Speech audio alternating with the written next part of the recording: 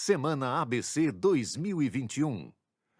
Patrocínio SP Cine, Arri, Canon e Elétrica.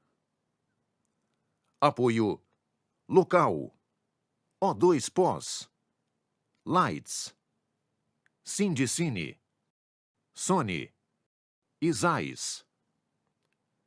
Colaboração Revista Íris. Divulgação Prode Comunica.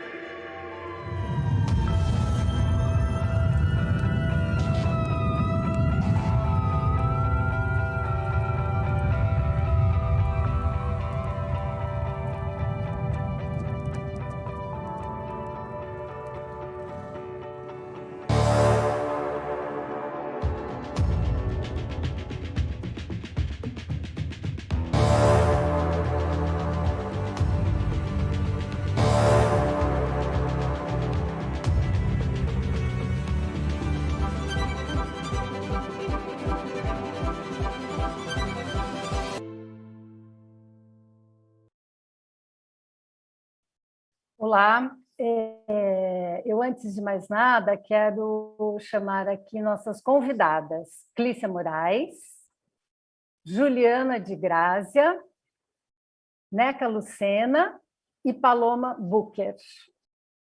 Todas elas decoradoras de cena e produtoras de objeto. Então agora eu vou me apresentar. Eu sou Ana Mara Abreu, sou diretora de arte, e me sinto muito, muito orgulhosa de estar aqui na ABC com essa mesa que vai tratar dessa parceria tão importante que acontece no Departamento de Arte e que é muito relevante também na construção da narrativa audiovisual, que é a decoração de cena e a produção de objetos. Antes da gente começar a falar, eu queria dedicar essa mesa a Déia Brito. E vou pedir para a Paloma ler um texto aqui para a gente. Boa noite. O cinema nacional perdeu uma profissional do Departamento da Arte admirável. Déia Brito, destemida, paraense, se enveredou no cinema... Tá tudo bem? E nada mais, nada menos do que no longa-metragem Brincando nos Campos do Senhor, de Hector Babenco. Trabalhou por muitos anos como produtora de objetos, em projetos de ficção, e migrou para a produção de arte e coordenação de arte. Firme, organizadíssima, de liderança admirável, coordenou muitas equipes de arte em projetos monumentais, como Xingu, VIPs, Carcereiros e Hebe, a Estrela do Brasil. Sempre bem-humorada dentro de um constante pragmatismo e clareza de pensamentos estratégicos. Déia foi uma parceira do cinema nacional, e estamos muito tristes com sua partida precoce. Déia não deixa apenas uma legião de fãs, amigos, parceiros de trabalho e membros da família. Deia deixa um legado. Formou muita gente que segue seu curso no cinema nacional. Deia vive em todos nós.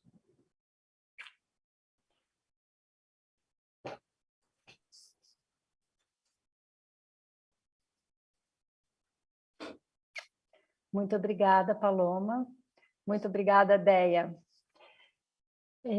Hoje achei muito bonito, assim, a gente teve a primeira mesa de direção de arte e ela foi muito mencionada na mesa. Bem, então vamos lá. Vamos falar, então, de parcerias criativas no Departamento de Arte. Hoje vamos tratar da decoração de cena e produção de objetos, mas deixo aqui nossa sugestão para que em próximos encontros a gente se debruce nos processos criativos de outras áreas dentro do Departamento de Arte, como cenografia, coordenação de arte, assistência, artes gráficas e também no processo de caracterização de personagens, como figurino e maquiagem.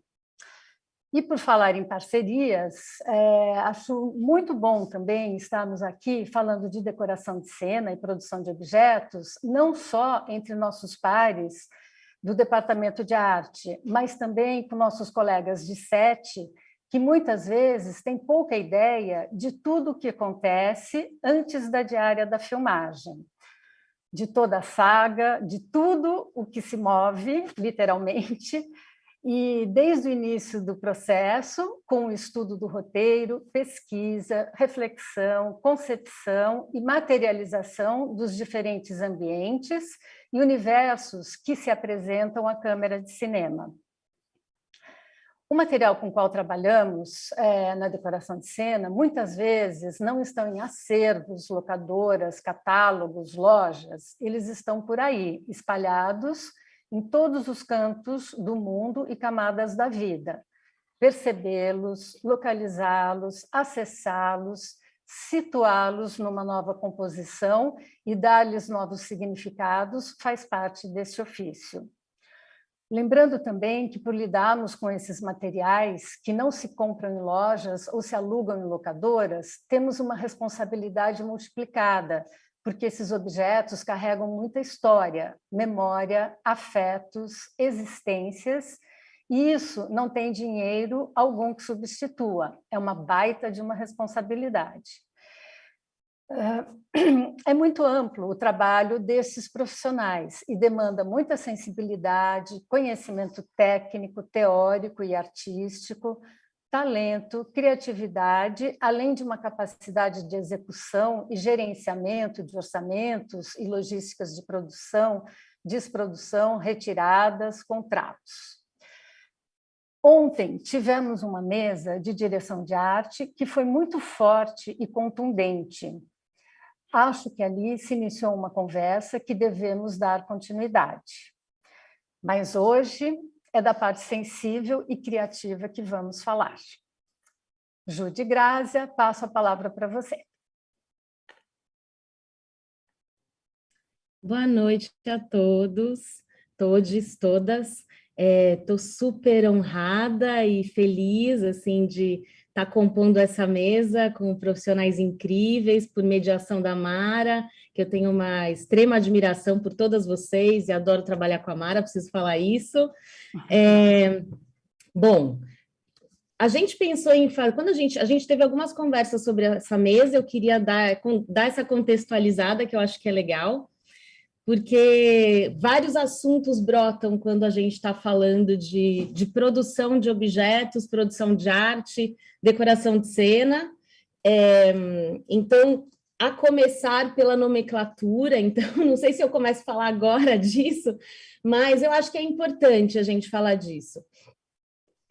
O nosso departamento, né, a produção de arte, aqui em São Paulo, eu estou em São Paulo, né, gente? Então, aqui em São Paulo, em vários lugares do país, essa profissão é chamada por produção de objetos e decoração de cena. A parte de decoração de cena, a gente colocou há muito pouco tempo. No Rio de Janeiro, por que a gente colocou há muito pouco tempo? Porque a gente entendeu que não ficava entendido o que a gente fazia. né, que a finalização do nosso trabalho, para além de fazer uma curadoria pela rua, né, assim, era também contribuir com a construção desse universo, posicionando os objetos no espaço cênico. Então, a gente achou que era muito importante a gente colocar essa nomenclatura. E a gente tentou abrasileirar o set decorator. A gente ainda não sabe direito se é isso, se esse nome é bom ou não é bom. Tudo isso é muito recente. Né, a produção, o cinema nacional, ele tá tomando um tamanho de indústria, né, então ele está exigindo de todos os departamentos repensar um monte de coisa, né, então assim, eu conversei um pouquinho com a Paloma, pá, se eu errar, você me interrompe e me conta um pouquinho se eu acertei, né, mas pelo que eu entendi, né, assim, aqui em São Paulo, o produtor de objetos, ele é o decorador de cena. Pelo que eu entendi, no Rio de Janeiro, o produtor de arte, ele é o decorador de cena que coordena o produtor de objetos. É isso? Certíssimo. Assim, coordenam o produtor de objeto, não, né? E trabalham juntos, assim, são totalmente aliados, sem eu coordenar o objeto, né? Estão todos juntos. É claro que no final, no frigir dos ovos, a gente acaba fazendo produção de objetos também, quando está fazendo produção de arte, como você, como decoradora de cena, acaba todo mundo envolvido, mas é exatamente isso, essa separação.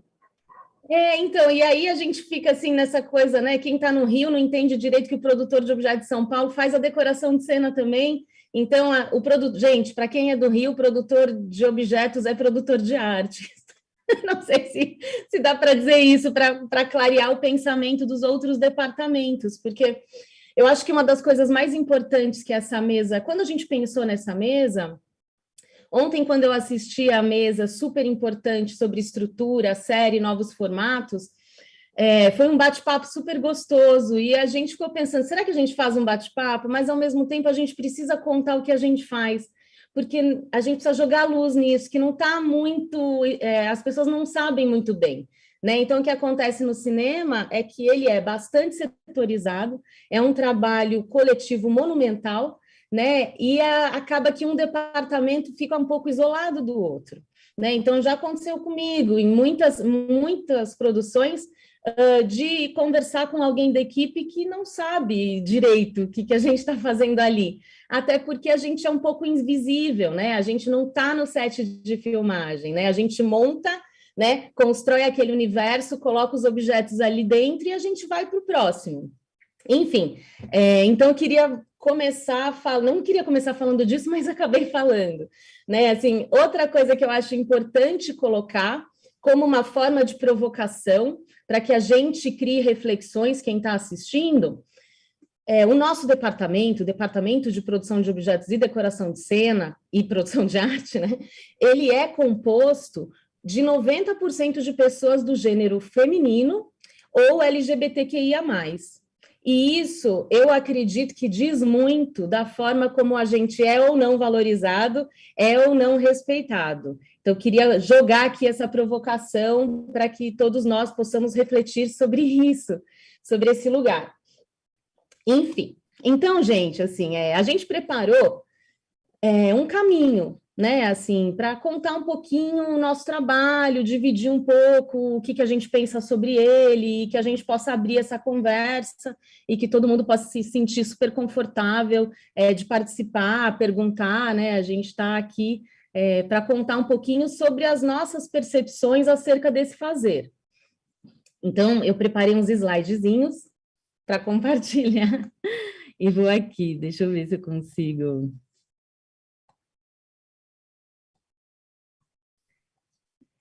Eu tenho que clicar em Command Shift F. Vocês veem inteiro agora, né, gente? Sim. Sim, obrigada. Ai, gente, não é para passar, é para eu passar, mas acho que vai dar certo isso aqui. Bom, gente, antes de falar de produção de objetos e decoração de cena, eu queria chamar para uma outra reflexão, além da questão do gênero, né, assim, do departamento, né, que para quem vai assistir à mesa, trabalhar um pouquinho com a percepção de um invisível que permeia a matéria. Então, eu trouxe essa obra aqui, essa obra de um neorrealista francês que chama Armand, para me ajudar a trazer essa reflexão para vocês. Né, assim, o que está permeando, o que além, né, qual que é tem muitas camadas que a gente não vê, né, num objeto. Né? Então, achei muito legal trazer isso para vocês. Né? O Armand é um neorrealista francês da década de 60, o neorrealismo plástico francês, e ele trabalha com um material que é fabricado pelo homem. Né? Então, os neorrealistas eram três, basicamente, que formaram o neorrealismo. Não vou falar disso, mas assim, eram três. Um que trabalhava com a matéria da natureza, outro que trabalhava com o imaterial, né? Então, o que trabalhava com a matéria da natureza era o Restany, o que trabalhava com o imaterial era o Yves Klein, e o Armand trabalhava com a matéria, o produto humano, o objeto feito pelo homem. E aí, ele tem uma série, ele fazia várias coisas, ele manuseava os objetos, ele acumulava os objetos. E eu trouxe essa obra dele, que ela chama Chopin's Waterloo, e essa obra ela é fruto de uma performance, né, onde ele ouvia uma sinfonia do Chopin e ele marretava um piano.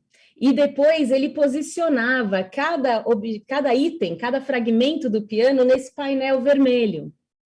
Então, o que a gente vê aqui, eu acho muito legal. Essa série dele chamava Range, né? E aí ele botava fogo no objeto, né? Ele manuseava, ele transformava, ele destruía, ele facetava, né? Então, quando eu observo essa obra, que eu adoro observar essa obra, primeiro que eu acho que ela tem um impacto visual muito forte em mim, né? Ela me provoca, né? Depois eu vejo muitas coisas que eu não vejo num piano, mas que pertencem ao piano.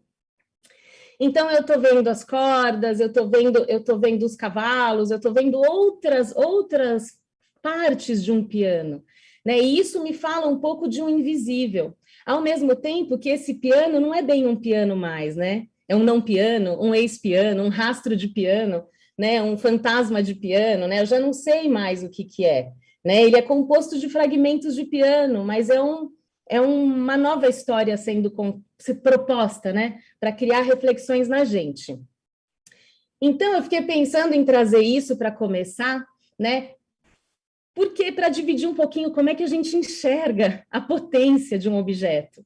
Né? Tudo que ele carrega junto com ele, quando a gente está em contato, né? Quando a gente está pensando, né, em contribuir na construção material, né, desse conceito que é colocado pelo diretor de arte. Né? Então, pensar nisso. Né? Eu trouxe essa obra para jogar aí para vocês, para a gente começar a entrar um pouquinho por onde passa em mim, pelo menos, quando eu pego um roteiro, né, quando eu entro em contato com um filme que eu vou fazer. Bom, então, gente, assim, o que é a produção de arte e objetos e a decoração de cena? Para mim, né? Assim, para mim, é a materialização de um universo sensível através de objetos, né? Com suas cores, suas texturas, suas formas. Eles em correlação no espaço tridimensional escolhido para acontecer a cena. A decoração de cena, a produção de objetos, ela é uma poética para mim, é uma linguagem, né? É uma finalização da cenografia, né? A entrega ali daquela materialização de universo sensível. Eu vejo o nosso trabalho assim, né? Então, como uma contribuição na construção plástica de um filme, né? Esse jeito de contar a história. A gente, quando a gente pega um filme para fazer, a gente começa a pensar nessa história a ser contada, né? E a nossa linguagem é através da matéria, né? A nossa, de todos nós, mas a gente pensa com objetos, né? Eu quase que vou pensando com objetos, sabe? Eu vou criando redes imaginárias de objetos em correlação que vão me identificando ao personagem que eu estou ali, naquele momento, entrando em contato. Né? Então, é através desses materiais visíveis se correlacionando que a gente faz nosso trabalho. E isso, trazendo o Armand para cá também, essa questão dos espaços, da reminiscência, né? dos fantasmas, das auras, né? Eu gosto muito de pensar também nos vazios, né? No objeto e na falta do objeto para compor a paisagem cênica, né, de um cenário. Então, eu acredito que o produtor de arte, o decorador de cena, ele contribui com a direção de arte nesse processo de transborde de subjetividades, né, que são contadas através dos objetos e das faltas deles. E aí, para quem não sabe, o produtor de objetos e decorador de cena, ele é responsável por duas frentes, né, no cinema. A gente é responsável por finalizar, por entregar essa decoração de cena, né, e a gente também, esse vestir o cenário, né, com esse, né, identificar o universo sensível do personagem, transborde de subjetividades, e a gente também é responsável pela entrega dos pertences, que são os props, que são esses, que não necessariamente são pertences, porque às vezes são objetos determinantes da ação. Então, por exemplo, né, abriu, assinou um contrato, né? Então, ali, o assinou um contrato, o contrato pode pertencer à empresa, mas não pertence a um personagem, né? A caneta que ele assinou pode pertencer a ele, ou pode pertencer ao café que ele tá para assinar o contrato. Né? Então, tem uma série também de objetos subliminares que permeiam os pertences, e a gente cuida de tudo isso. Né? E eu não sei se vocês podem imaginar a loucura que é, porque a gente, além de entrar em contato, né, com o nosso fazer artístico, permeando o fazer artístico do diretor de arte, alinhando olhares, né, construindo uma forma de contribuir com essa história, além de tudo, a gente precisa gerir uma equipe e uma logística e um orçamento, né? Então, assim, a produção de objetos e decoração de cena, eu digo que a gente precisa ter muitas habilidades, né? Para além da artística e criativa, né? Então, a gente precisa ter, assim, a gente precisa ser muito inquieto, eu acho. a gente precisa ser muito curioso.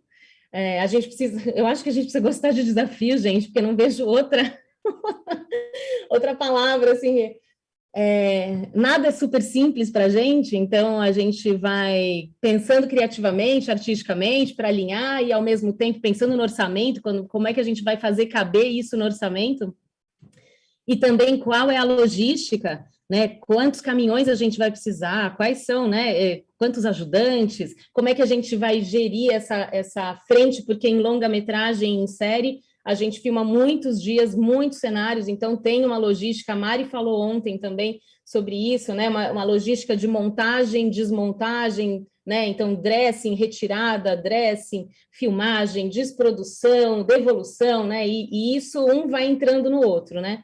Então, não posso deixar de pontuar isso, porque realmente isso é um trabalho monumental e a gente faz meio milagre, né, para não deixar de carregar a nossa poética de arte no meio dessa loucura, né, dessa loucura do fazer, né, de ter que dar conta, de ter que dar conta do orçamento, de ter que dar conta de chamar o motorista, de ter que dar conta de contratos, de locação, né, enfim.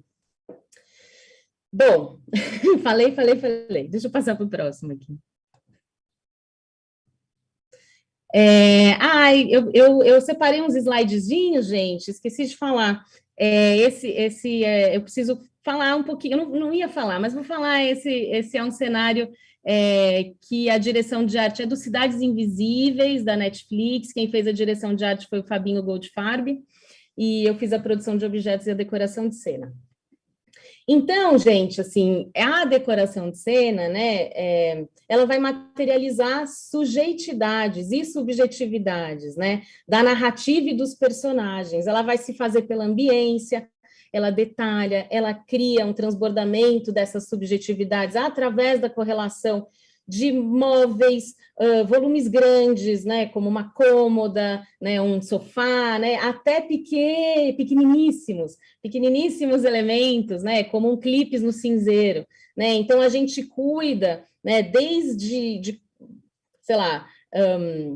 cortina, lustre, luminária, tapete, né? Parece que a gente vai preenchendo de camadas, assim, é como se aquilo fosse um corpo e que a gente fosse colocando camadas de gordura, de carne, né? Para que aquilo comunique, né? Que para aquilo transborde sensações daquele universo, né? Para o espectador e também para o ator, né? Para o diretor. É muito legal criar esse universo e ver o impacto que ele tem na equipe do SET também, né? Então, isso é muito bacana.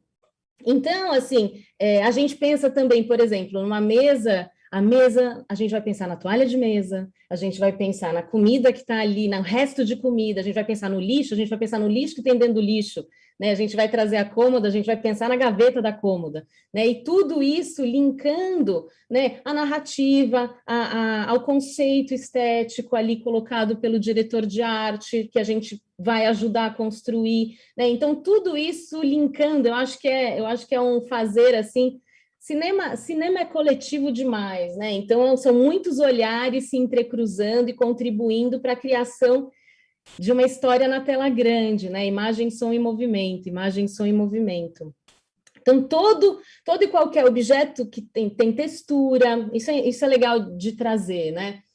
Todo e qualquer objeto tem textura, cor, forma, né? Que são pensadas, né? Para criar juntos uma gama de sensações no espectador.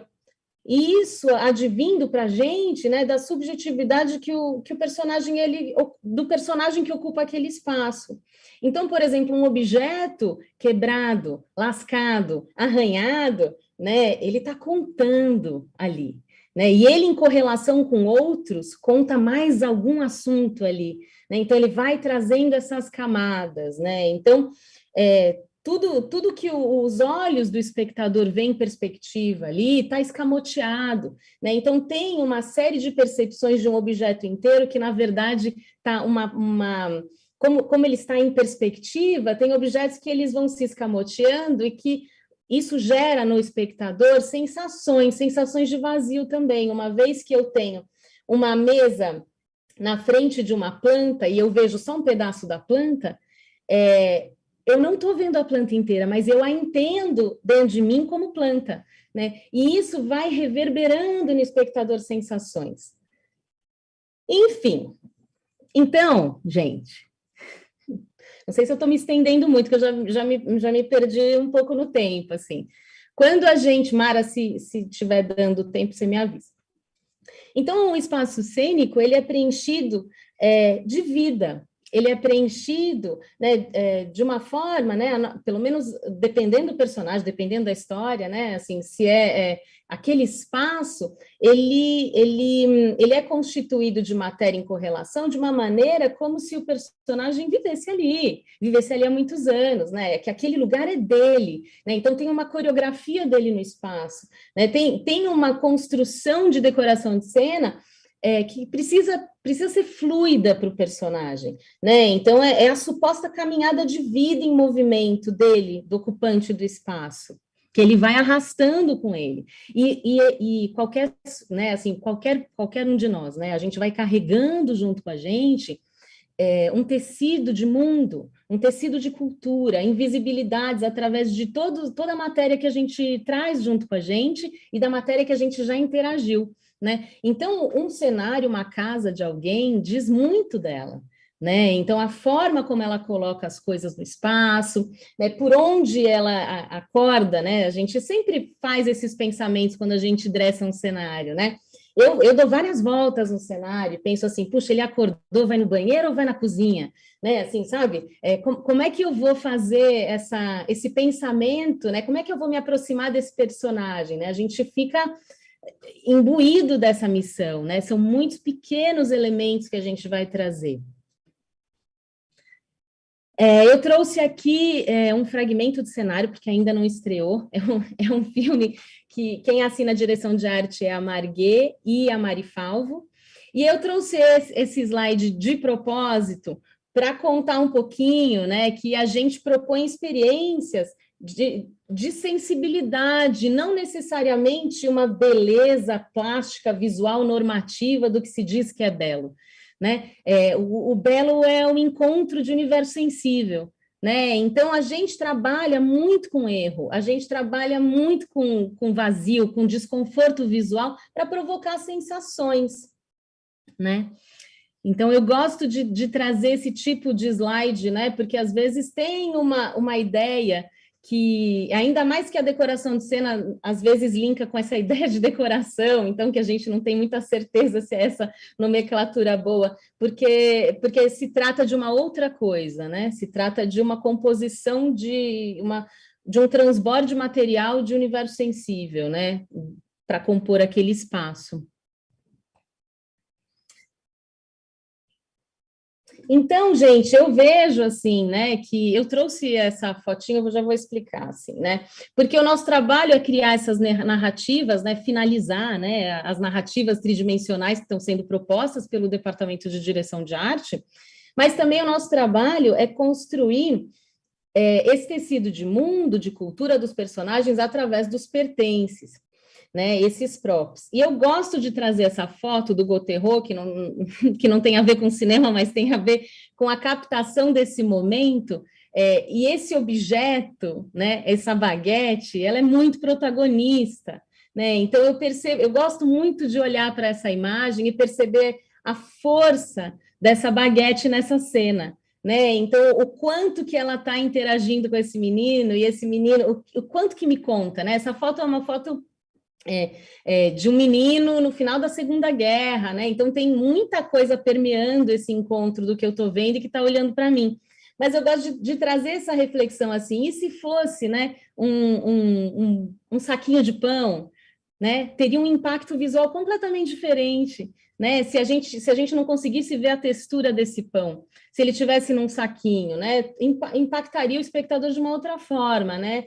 Então, o objeto, né, eu coloquei aqui afeto, memória, redes em camadas, né, porque um objeto, ele carrega muita coisa com ele, né, e aí a gente vai conectando com o nosso repertório pessoal, né, então é legal a gente pensar o quanto que a contribuição de repertório do sujeito que está sendo contratado para fazer a produção de objetos e a decoração de cena, ela impacta, né? Porque todos nós somos agentes, né, desse trabalho, né? Então, o olhar, para mim, a contribuição do meu olhar, né? Quando eu chego num projeto, o meu maior objetivo é contribuir, né? Contribuir para contar essa história, né? Da maneira que me cabe, né? Que é pelos detalhes, que é pensar nesse universo bem, né? Das maiores composições às menores, né, a criar essas camadas de invisibilidade através da matéria. Então, tudo isso me move muito quando eu trabalho, né? Então, daí pensando nos processos criativos, né, que é a nossa mesa, né, isso aqui é mais ou menos uma conceituação do que a gente faz, né? Eu queria começar a mesa não, porque eu já estou falando há um tempo, mas eu queria falar sobre a inquietação que é, para mim, a mola propulsora do meu fazer, da minha poética, né? Que é um encontro, né? Então, na verdade, são vários gatilhos que me levam a criar inquietações internas, né? Para conseguir fazer o melhor trabalho que eu puder para contribuir com o diretor de arte. E tudo para mim começa num encontro, né? Entre mim e a história, né? Entre o meu olhar e as cenas, o ritmo, os diálogos, né? O meu universo sensível e as referências do diretor de arte. Então, eu vou buscando algo, né? Eu vou buscando um algo que olha para mim de volta, né? Assim, que me obriga, que me leva a me posicionar, né? Que me leva a estar disposto e disponível para me movimentar, né? Então, e tudo isso acontece num lugar da experiência estética, né, desse encontro de sensibilidades, né? Então, esse lugar de inquietação que a experiência estética promove na gente.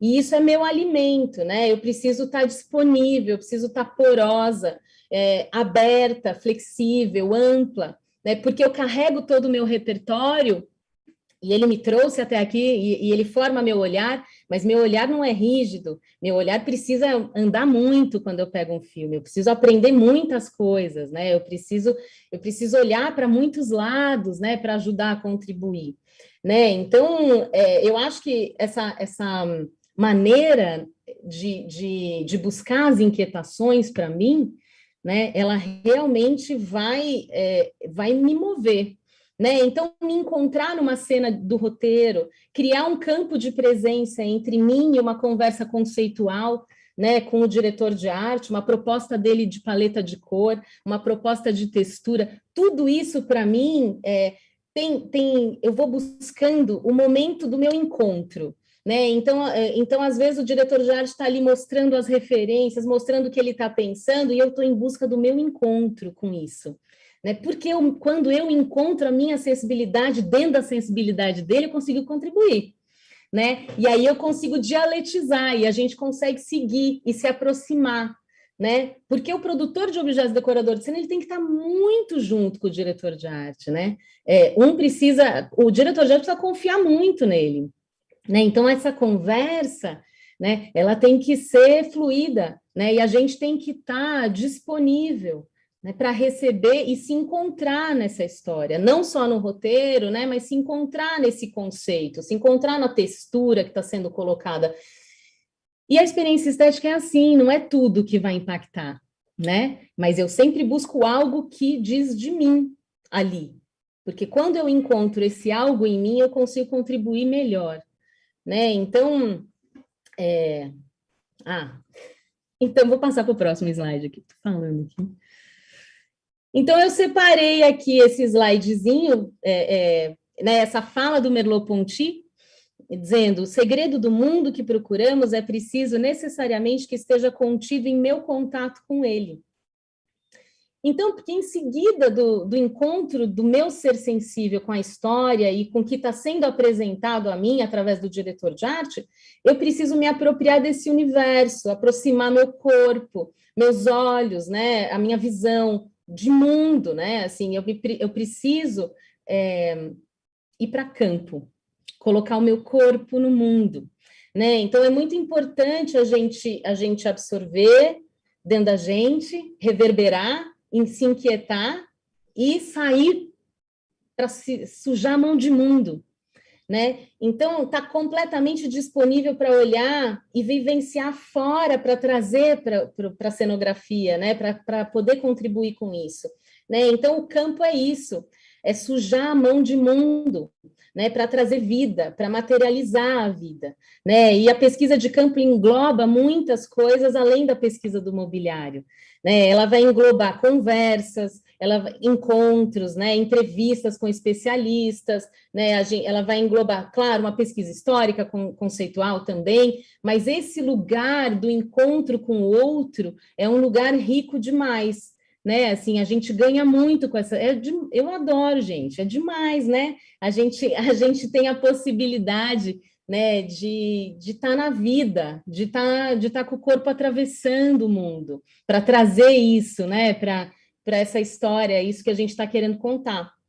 Então, e eu amo essa possibilidade de contato. Então, colocar o corpo, né, para sentir o mundo através dos olhos do personagem e encontrar a combinação de mobiliário, né, a composição mais legal para contar, né, para compor aquele universo. E aí, pensando nisso, eu queria trazer rapidinho a experiência que eu tive de encontro de sensibilidade com um projeto específico.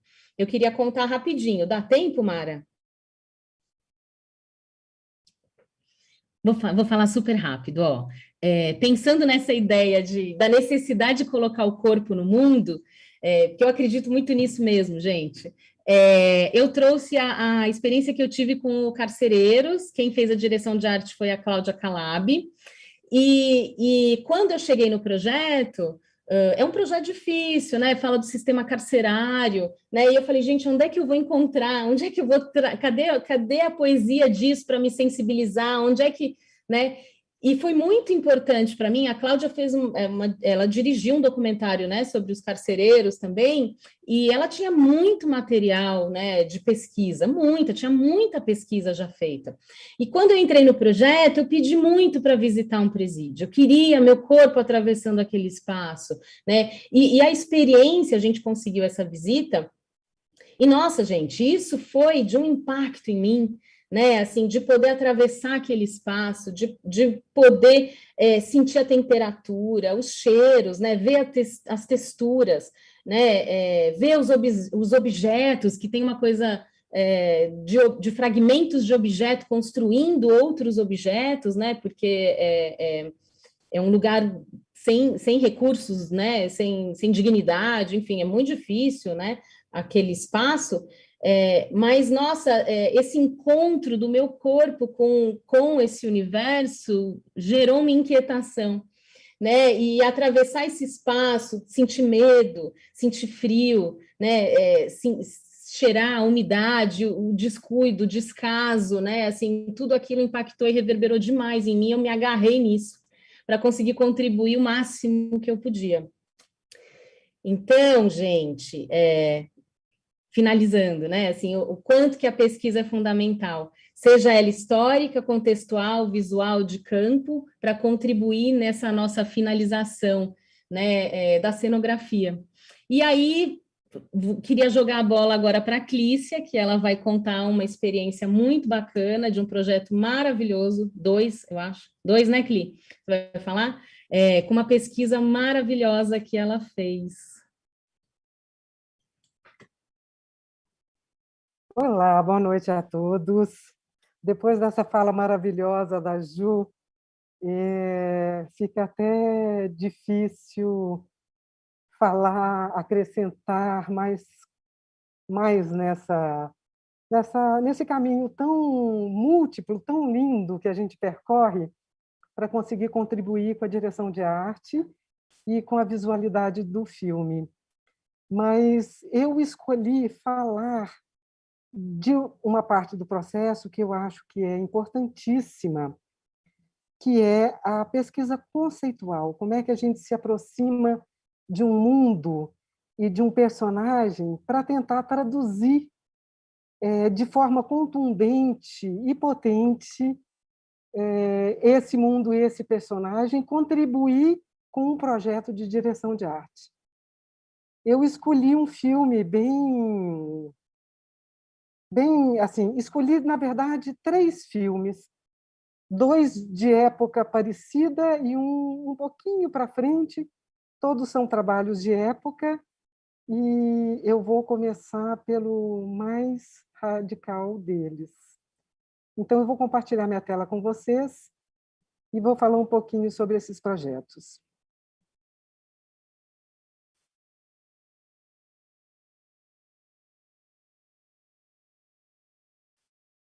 Eu chamei de pesquisa, tradução e construção de mundos essa fala, e como a Mara, a Paloma, todos aqui muito falaram, a gente dedicou todas essas falas à Déia Brito.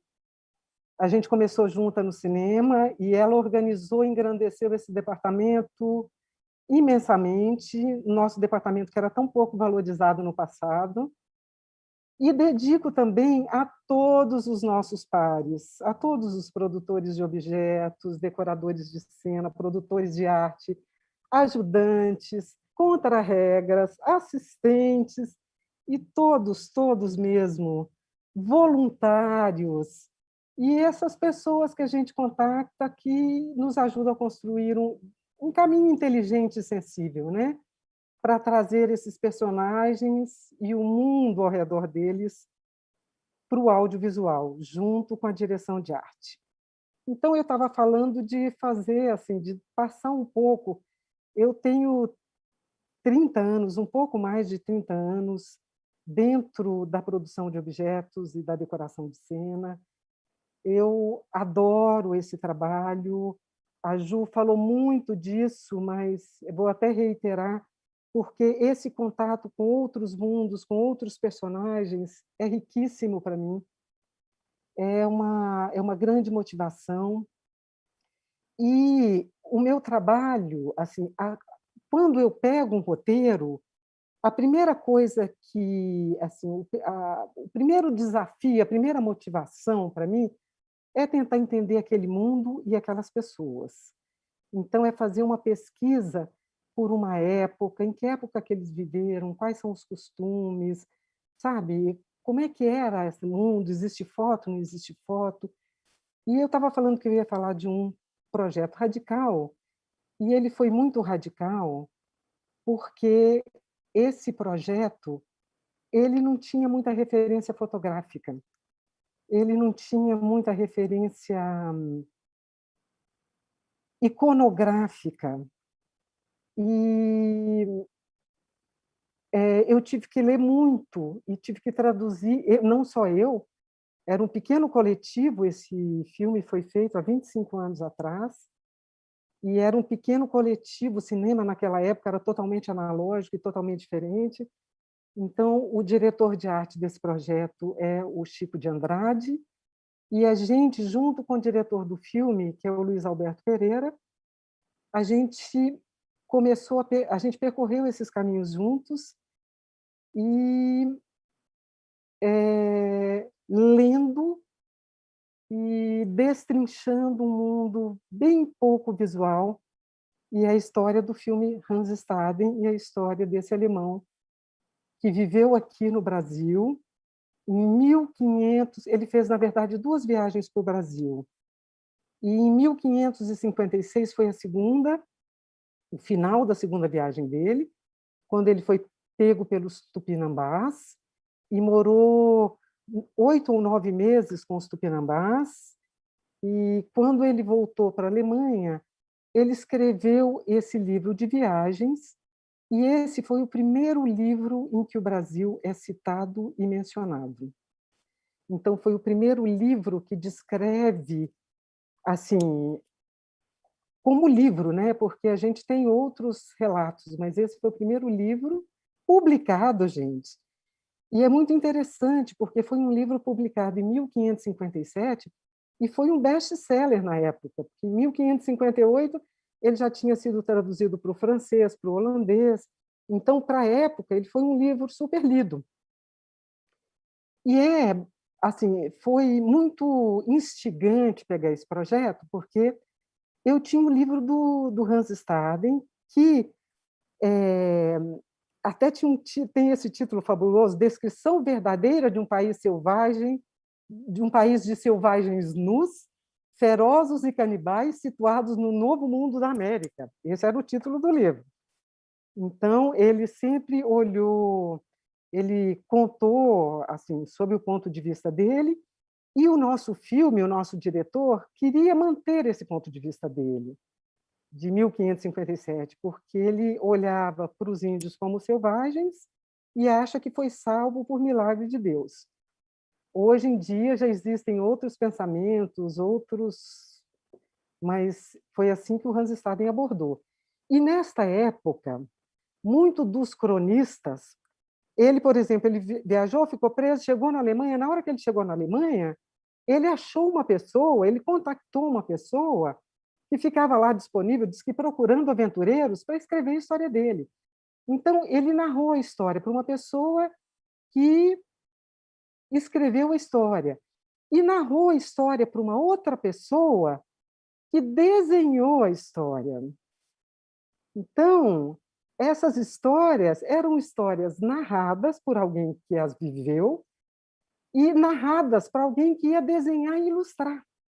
Então, tudo que a gente tinha nesse filme era a história que ele contava, o livro dele, que a gente tinha para ler, e os desenhos que foram feitos pelo desenhista que ele contratou e depois pelo Debris, que foi um outro desenhista que resolveu ilustrar essa história. E a gente tinha outros cronistas que falavam um pouco dos tupinambás e da vida do Brasil, como o Jean de Lery, todos eles considerando os índios selvagens, mas que davam alguma pista. Eles falavam que que eles usavam eles tinham muitos adereços de conchas, que eles trabalhavam muito com pena vermelha de guará, que os mantos eram lindíssimos. Então, a gente tinha uma descrição que a gente lia nos cronistas e esses desenhos para tentar, com isso, contar essa história em 1996, uma coisa que havia passado há mais de 400 anos antes, né? Então, é aquela coisa que a gente fala, gente, a verossimilhança vai ter que ser tão potente quanto a verdade. Primeiro que eu vou traduzir um desenho. Esses desenhos, a gente olhando para eles não parecem índios brasileiros, né? Não parecem os indígenas daqui. Essas mulheres, por exemplo, elas parecem umas gregas, né? Então a gente olhava para elas e pensava que esse desenhista, ele conhecia muito bem esse mundo grego, não os nossos indígenas, não as nossas etnias, não os nossos tupinambás. E a gente foi tentando, assim, com isso, trazer essa informação para as etnias brasileiras, né? Entendendo, porque os tupinambás foram quase todos, esses tupinambás da costa, viu, gente? Eles foram quase todos dizimados no século XVII com a peste de varíola, que os europeus trouxeram para cá. Os que restaram foram os que fugiram para o interior. Então, assim, esse genocídio, ele acontece desde que o Brasil foi invadido. Não é que o Brasil foi descoberto, né? Desde que o Brasil foi invadido. Mas a gente ficou tentando traduzir esses desenhos e lendo os cronistas para entender esse mundo.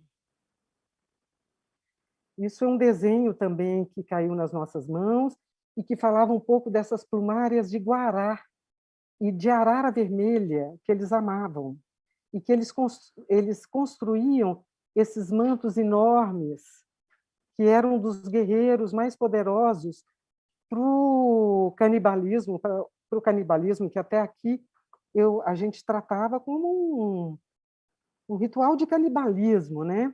E era assim que mesmo o Lery, e era assim que o Staden considerava eles completamente selvagens.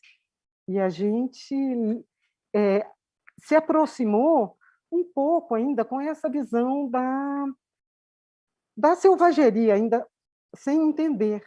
Mas aí, lendo os cronistas, a gente, vou voltar, chegou a um que não era um cronista da época, mas eu recebi um livro, por isso é tão importante essa pesquisa, essa aproximação de mundo, essas leituras, e naquele tempo, nesse formato de longa-metragem, há 25 anos atrás, a gente fazia filmes com tempo, porque a gente não tinha que montar uma série de 16 episódios com 1 milhão de cenários da noite para o dia. A gente tinha... Os trabalhos eram muito menores e tinham muito mais tempo, então caiu nas minhas mãos um livro que chamava Religião dos Tupinambás, que foi escrito no início do século XX, 1900 e pouco, por um francês, que eu não sei pronunciar o nome dele direito, mas que o sobrenome é Métraux, e ele foi a primeira pessoa que eu li e que tratava todo esse ritual canibal que até então os cronistas tratavam como barbárie, ele tratava como se fosse uma religião. Aliás, uma religião com cerimoniais requintadíssimos, sofisticadíssimos, complexos. E isso foi fundamental, tanto para o diretor de arte, quanto para mim, quanto para todas as pessoas da nossa equipe que entraram no projeto, porque a gente começou a olhar para isso como um rito, não como um ato bárbaro, sabe? E isso mudou todo o nosso ponto de vista dos tupinambás, do ritual, do respeito para com esses povos originários. Isso mudou todo o nosso sentido. Por isso, eu sempre digo que a pesquisa, gente, para mim, ela é o primeiro passo. E eu uso ela como motivação, não só para conhecer algo novo, novos povos, novas pessoas, novos mundos, como para me dar energia para brigar pelo filme nos momentos mais difíceis do filme. Hoje em dia a gente tem pouquíssimo tempo para pesquisa, mas eu falo, gente, vamos aproveitar, vamos fazer, vamos entrar, vamos descobrir essas épocas, vamos tentar desvendar esses personagens para que a gente possa contar a história deles e trazer os objetos deles, seja confeccionados, seja um objeto que já existe, seja um objeto que você acha em acervos, onde quer que você faça, mas com consistência e com todo o respeito e amor do mundo. Esses tupinambás, eles eram amigos dos franceses, né? Então, assim, a gente tinha uma caracterização europeia também, que aí já era muito mais fácil, porque aí a gente já tínhamos gravuras, já tinha o Renascimento, já tinha outras maneiras de fazer essa pesquisa. E eu vou mostrar para vocês que, assim, que mesmo esses desenhos, eu brinco que são desenhos ditados, porque a pessoa ditou para o outro desenhista lá fora, falando assim, eu cheguei numa aldeia Tupinambá, que tinha 4 ocas e tudo, mas eles foram riquíssimos para a gente, mesmo tendo que traduzir esses gregos para os nossos indígenas, eles foram riquíssimos para a gente construiu uma aldeia com 4 grandes ocas, aqui, a gente se baseou neles e eles foram importantíssimos, sabe? Para a gente percorrer esse caminho e para a gente entender, é claro, estudando outras etnias do Brasil até agora, né? Depois esse caldeirão ele começa a engrossar esse caldo e a gente vem trazendo para eles as nossas etnias atuais, sabe? E tudo isso vai somando para que a gente possa entender esse processo e esse mundo, né? Aqui um europeu com um tupinambá, entrando numa aldeia fortificada, porque eles haviam desenhado uma aldeia, essa coisa da fortificação da aldeia era uma coisa muito forte em todos os desenhos. Isso aqui era uma cerimônia do choro tupinambá pela morte de parte da tribo, e a gente construiu uma coisa bem parecida, tanto em termos de objetos como de quadro mesmo. Ó. Isso aqui era a morte de um indígena e a gente reconstituiu essa cena. A nós, né, ao Chico, que me convidou para fazer o filme, ao Gal, que havia convidado, que é o Luiz Alberto Pereira, que era o diretor do filme, a gente foi trazendo outras pessoas, né? Então, essa equipe vai aumentando, cada um vai trazendo a sua subjetividade, o seu conteúdo, a sua pesquisa, para que resulte nisso aqui, né? Esse era o matador, era o cara que que pega um instrumento que chama ibirapema, que é muito particular dessa tribo e que mata os índios. E essa tintura dele, gente, a maquiagem dele, a gente leu num dos livros, porque não tinha nenhum desenho claro desse personagem, mas que eles guardavam ovos azuis de um pássaro da Mata Atlântica para fazer a maquiagem desse cara. Então tá aí a verossimilhança, né?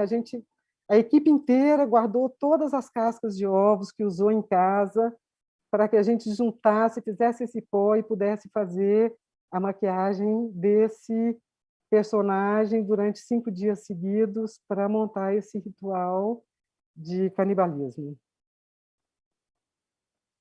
E aqui é o prisioneiro, ele está amarrado por uma corda, que é muito falada pelos tupinambás, e que é a muxurana, que era uma corda de algodão que eles faziam, e que a gente reconstruiu assim. Está vendo a influência? Está vendo como foi importante? E mergulhar e ler não só o livro do Staden, mas ler todos os outros cronistas, foi fundamental. Então, assim, como tem aparecido muitos projetos de época, filmes de época, eu achei pertinente comentar, trazer essa fala e trazer esse processo de pesquisa para que pudesse inspirar a todos, né? Eu, às vezes, falo, o Estado em Radical, eu falo, ixi, você parecia um filme da pré-história. Eu vou fazer o quê, né? Mas vou andar agora por um filme que é 1570, é uma época depois. Lícia, A Mara quer falar? Diga, tem uma querida. pergunta aqui, só para a gente Sim. já ir colocando. Quanto tempo a produção de objeto tem disponível para pesquisa? Olha, atualmente, gente, é claro que cada projeto é um projeto, mas assim, no mundo das séries e tudo, a gente tem 2 semanas para uma série que você vai trabalhar 6 meses. Isso é uma loucura.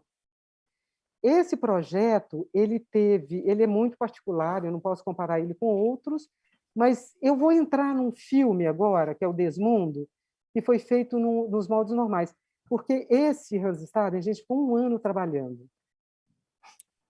1 ano trabalhando de graça para pesquisar e construir e poder fazer, porque ele não tinha dinheiro. Ou era assim, ou a gente não ia conseguir dar conta dele. Como todo mundo se apaixonou pelo assunto, e eu brinco que a equipe de arte, o diretor de arte, a produção de objetos, a produção de arte, todo mundo, a gente se apaixona, gente, pela história e pelos personagens. Eles viram parte da nossa família, a gente fala deles, a gente falava do Hans Staden, e fala até hoje, né?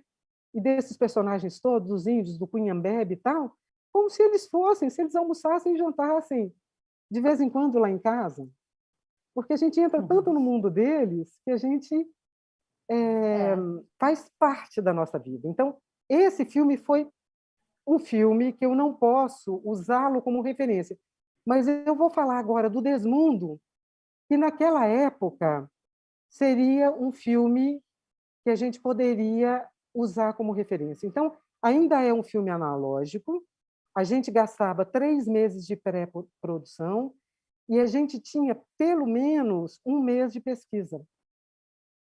Estudando, é claro que tudo não é tão departamentado assim. A gente não estuda sozinho, você está estudando ao mesmo tempo que você já está pesquisando, ao mesmo tempo que você já está falando com especialistas no assunto, é tudo meio junto e misturado. Ao mesmo tempo que você já está pensando na logística, que você vai precisar, em quantos caminhões, em que equipe é essa. Então, a produção de objetos, eu brinco que a gente é multifacetado, porque a gente tem que pensar em 10 coisas diferentes ao mesmo tempo. Agora, para mim, essa pesquisa ela é tão importante, e é tão importante que a gente brigue por ela, porque ela é uma mola propulsora de muitos outros caminhos e de muita energia. Então, eu falo, gente, se a gente tiver 2 semanas só, a gente vai usar essas 2 semanas ao máximo, com toda a dedicação que a gente tiver, com todo o foco que a gente tiver, porque isso vai ser uma mola propulsora para a gente conseguir chegar até o final do projeto, entregando o melhor da gente. Sim. Entregando o melhor dos nossos encontros. Essa pesquisa é um respeito, né? Um respeito pelos personagens, respeito pelos espectadores, e exatamente. É aquilo que você vai ter as respostas conforme a loucura vai acontecendo ali, de decisões que têm que ser tomadas. Quanto mais você já pesquisou e refletiu sobre aquilo, você daí consegue tomar as decisões mais corretas para o filme, né? Para aquele filme, para aquela narrativa. E as trocas que ela traz, né, Mara? Porque ninguém, assim, você está estudando junto com o diretor de arte que está estudando também, junto com a figurinista que está estudando também, junto com todas as outras equipes que estão. Então, as trocas junto com são o muito roteirista valiosas. que já estudou aquele personagem, é uma o troca muito fotógrafo grande. que está pensando naquilo tudo. Então, é uma troca muito grande. Eu acho muito um respeito para com a história, para com o roteiro, para com o espectador, e uma puta assim, energia para todos nós, né?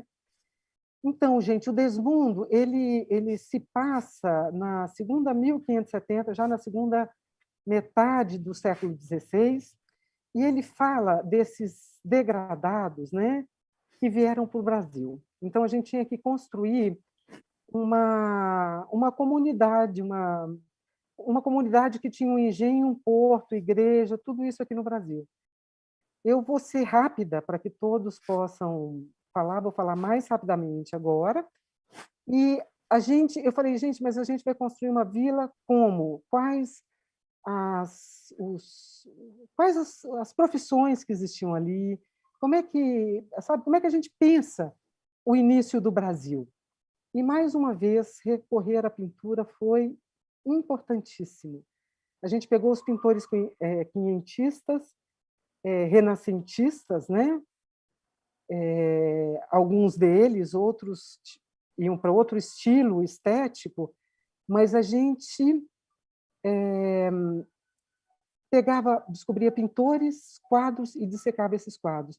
Eu devo dizer que essa direção de arte desse projeto, que eu acho lindíssima, é também do Chico de Andrade e do Adrian Cooper, que foi um grande formador de diretores de arte aqui no Brasil, que tem um trabalho belíssimo também. E esse foi um trabalho que eu dividi com a minha querida Déia Brito, e a gente, juntas, por isso eu dediquei também essa fala a ela, aí assim, é um novo passo num pensamento de como construir esses mundos de forma efetiva, contribuindo tanto para contar a história deles, como para a direção de arte e para o filme como um todo. Então, a gente pegava gravuras. E devo dizer o seguinte, uma coisa importantíssima que não está aqui e que eu gostaria de falar. Quando eu me peguei o roteiro do Desmundo, eu vi que tinha algumas palavras-chave, né? Órfãs da nobreza. Aí eu falei, órfãs da nobreza. Eu falei, gente, como é que era isso, essas órfãs da nobreza? Cristão novo. Eu falei, como é que foi isso, sabe? E fui para a biblioteca, gente, da Casa de Portugal. É uma biblioteca maravilhosa, que tem uma bibliotecária maravilhosa. Há pouco tempo atrás eu passei lá perto e entrei para visitá-la, ela ainda está lá, Eliane Junqueira, que eu devo agradecer imensamente. E fui conversar com ela. E ela trouxe, fora pinturas, leituras sobre arquitetura portuguesa, sabe, sobre... Ela me ajudou, ela me contou a história das órfãs da nobreza, que eram meninas super jovens que ficavam órfãs e que a coroa mandava para a terra para casar com aqueles degradados e habitar aquela terra, ter filhos, começar a procriar e ter, sabe, começar a habitar aquelas terras. Então, esse foi um super aprendizado também e foi de muita importância e muita valia para esse filme, para esse projeto, né? Esse é um... Oi.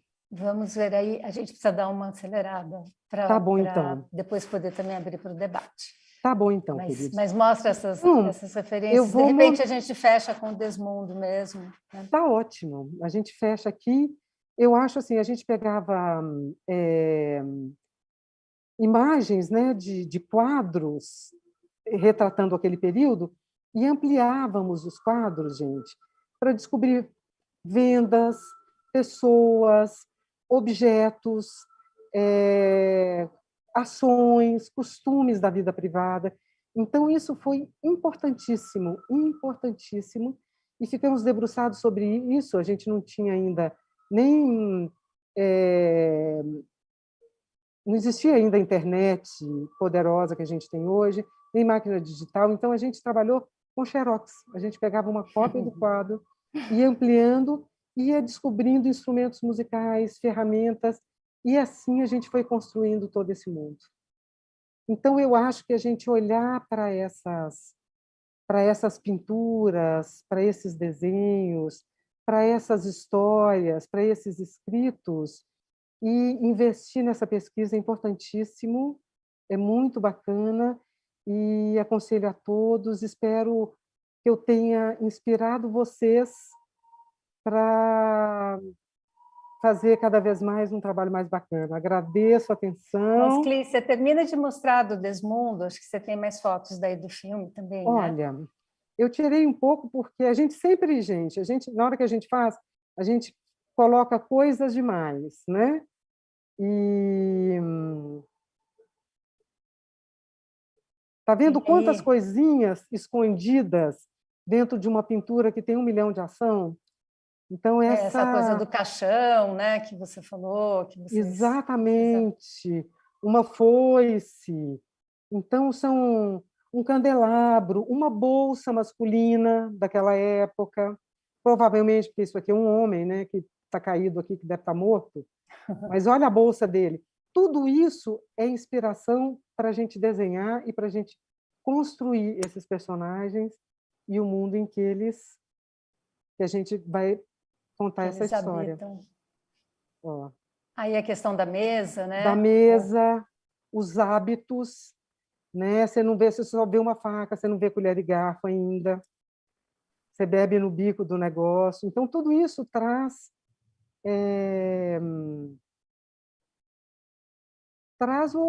ação para o filme, né? E é isso, meus amores. Agradeço imensamente e vou passar a palavra para a Neca, que vai falar um pouco da contemporaneidade nessas nossas buscas. Deixa eu Oi. só falar, então, uma coisa, Clícia, maravilhoso, e dá vontade de mergulhar aí e ficar Nossa, podia conhecendo passar. Pode, todo esse... pode usar meu tempo, Clícia. Vai Ah, falando não, mais aí. senhora, Por quero te ouvir, favor. meu amor.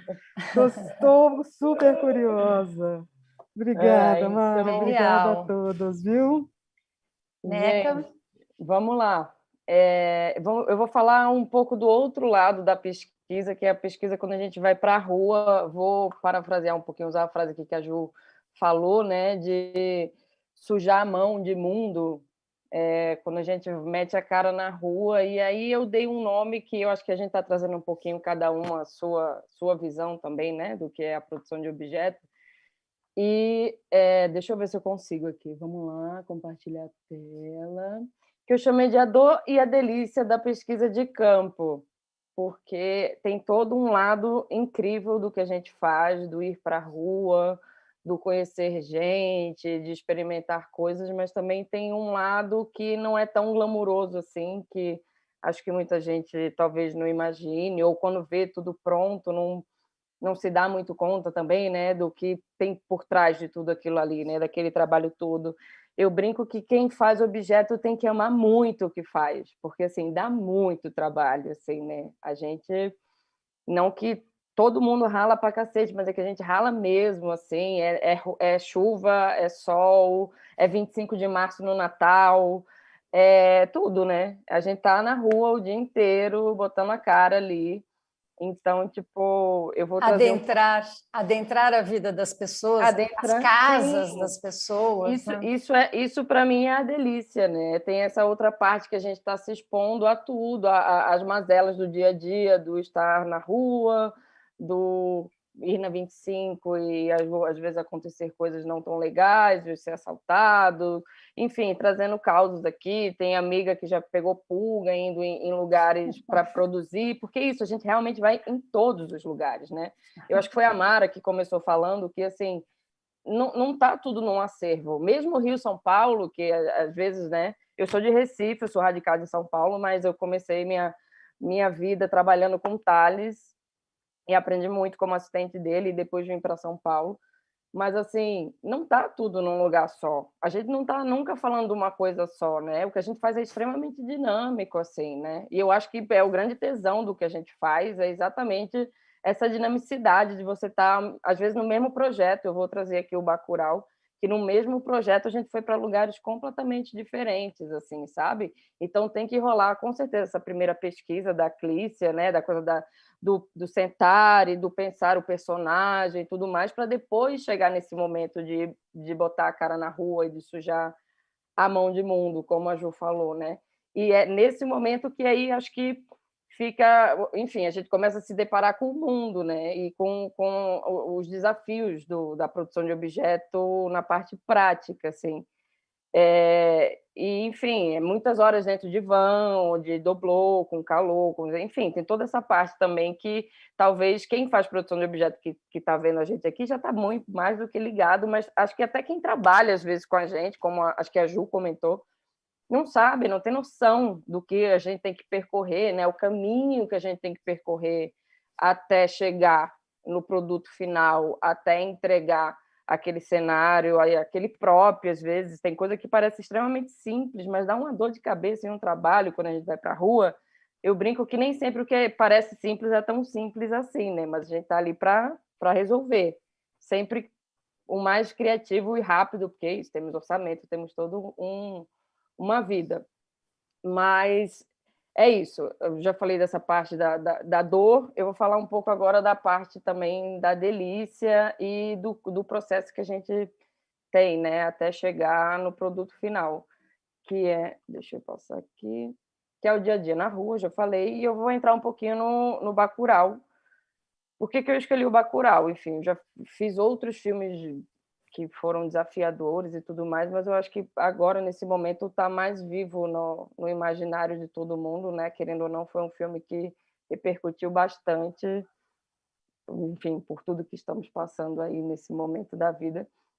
Mas foi um filme extremamente desafiador. Eu não fiz a produção de objetos sozinha, dividi com a Chica Caldas, a direção de arte é do Thales Junqueira, cenografia da Dani Vilela, e a Manuca Antonino foi nossa assistente. Então, assim, éramos as 3 correndo para todos os lugares que vocês possam imaginar, assim, basicamente, porque é isso, a gente estava lidando com os americanos e a gente estava lidando com um povoado que foi esquecido no mapa, né? Então, assim, a gente filmou no interior do Rio Grande do Norte, em Parelhas, que fica a 3 horas de Natal, 6 horas de Recife. Então, só para vocês entenderem também um pouco dessa coisa do desafio, né, que a gente tinha para chegar onde a gente filmava realmente, na Barra, que foi a maior parte de onde a gente filmou, a gente tinha que levar 1 hora de 4x4, porque a gente atravessava 2 momentos de rio, então se chovia a gente não conseguia passar.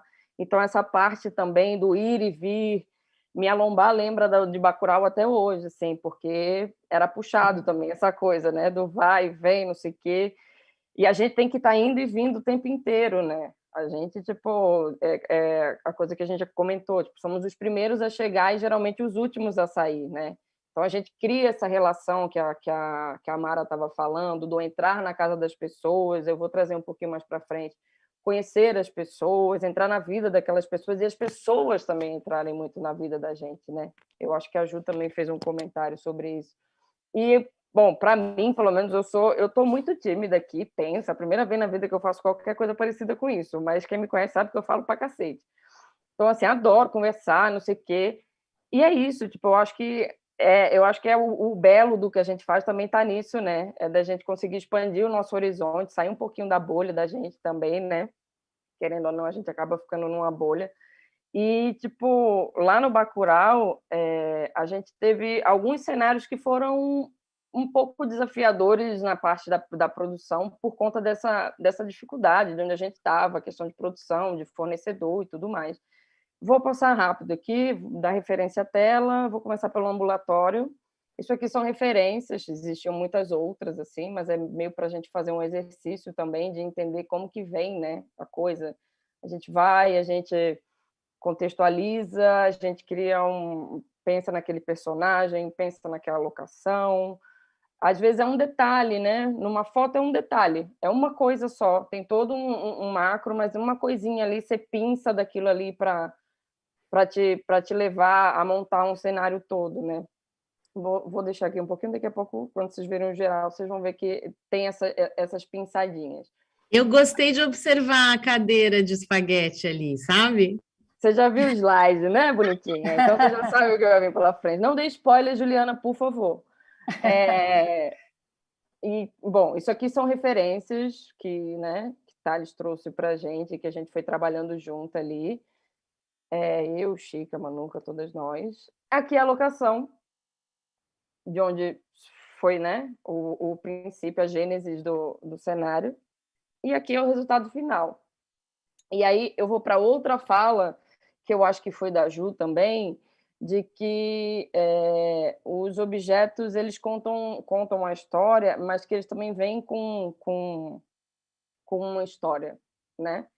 E que essa história é de cada um leva a sua história também, né? Eu levo a história da minha vida e minha vivência para cada coisa que eu faço, apesar da pouca idade, mas já tenho uma vivênciazinha. Mas nesse caso específico aqui, vocês conseguem ver minha setinha? Aqui, oi. Estão vendo? Ok. Eu vou contar, enfim, tá aqui o cenário feito. Eu vou contar a história dessa cama aqui. Nossa, é uma cama, pois é. Mas como a gente estava em Recife, enfim, eu tive que dar uma expandida nos horizontes de fornecedor, né? E aí eu acabei indo para o OLX. E no OLX eu encontrei o Eduardo. Eu lembro o nome dele até hoje, olha que eu sou péssima de memória, péssima. Mas o Eduardo, ele tem uma história que é muito parecida com a minha de vida, que a mãe dele teve Alzheimer e morreu nessa cama, ficou, sei lá, 6 anos, 7 anos, sei lá, não me lembro exatamente, sou bem ruim de memória, mas ficou nessa cama. E eu vivo isso diariamente, assim, isso me tocou muito, me marcou muito, sabe, assim, essa coisa do conhecer pessoas, de trocar com essas pessoas, trocar histórias, conhecer as histórias delas, e não necessariamente no filme de locação, né, a gente vive isso todo dia, a gente está conversando com pessoas todos os dias, a gente está conhecendo gente todos os dias, porque por trás de cada objeto que a gente produz tem alguém, né, o objeto não chega sozinho, a gente tem que criar uma relação também com os fornecedores, né, no final das contas.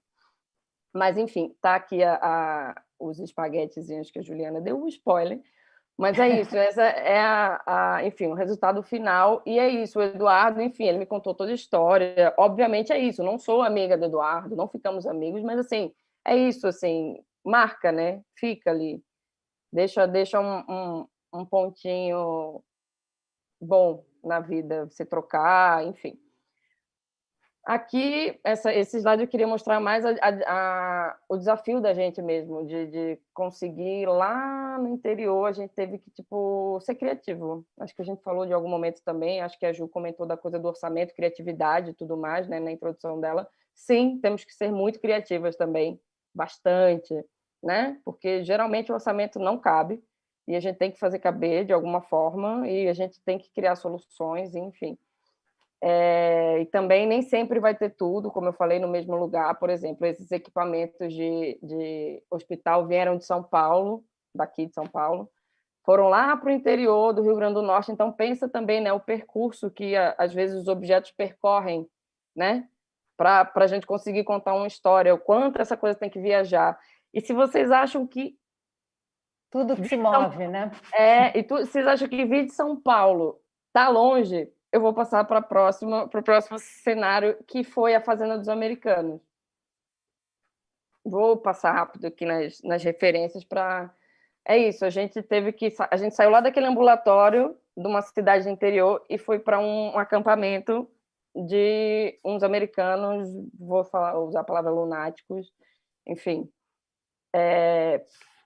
Aqui são as referências e a coisa do detalhe, né? Eu queria me ater um pouco mais a esse aqui para falar mais uma vez que cada objeto conta uma história mesmo. A gente nunca sabe o que é que vai enquadrar, o que é que não vai enquadrar.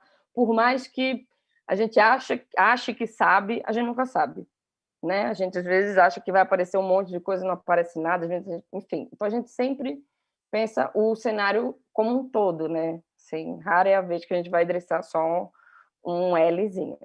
Então a gente, tipo, se atém a cada detalhezinho. E voltando à coisa da viagem, esses produtinhos pequenininhos aqui, o Thales queria muito que a gente tivesse coisas americanas mesmo, americanas vindo dos Estados Unidos, não é americanas, vamos comprar embalagens e produzir, coisa americana.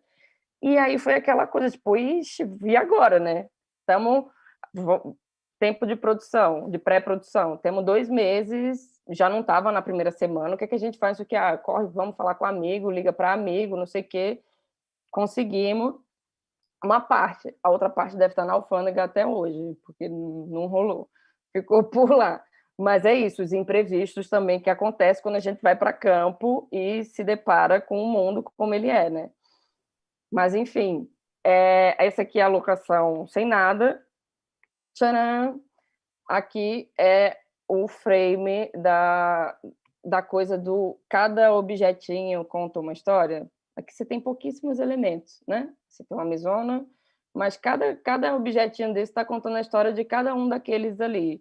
É o copinho de um, é o bonezinho com uma canetinha do outro, né? O pensar, aquela coisa que acho que a Ju e a Cris já falaram também um pouco, do pensar do macro para o micro, né?